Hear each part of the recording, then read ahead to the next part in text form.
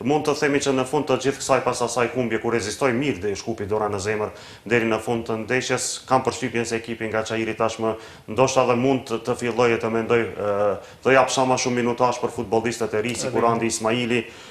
sikur një Anes Bajrami i cili po vjen ngadalë por sigurt në fund të këtij muaji do të mbush 16 vjet dhe do të mund të luaj. Ndoshta është më mirë Dacia që dje luajti por mori karton të kuq edhe Ariton Mehmeti dhe të tjerët, tu jepet mundësia sa është e mundur më shumë. Po, lojtarëve nga Akademia e Shkupit deri në fund të sezonit është thuajse e pamundur që Shkupi me këtë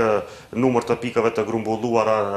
të rrezikohet për ekzistencë në ligën e parë dhe më pas të fillohet të mendohet thuhet se investitorët e ri turq që mendojnë seriozisht që sezonin e ardhshëm ta takohet titulli i kampionit e të shohim çfarë do të ndodhë në vazhdim deri në mbyllje të këtij sezoni dhe më pas edhe stimorin e ardhshëm. Anes Bajrami bëhet fjalë për djalin e Mukit, po, djali i Mukit e mbush. Po, kam parë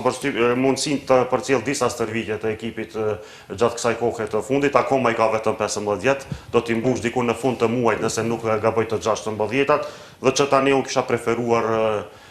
kryesisë, ndoshta edhe trajnerit që të mund të jetë edhe Anesi në mesin atyre futbollistëve debutues më të rinj në ligën e parë dhe jo vetëm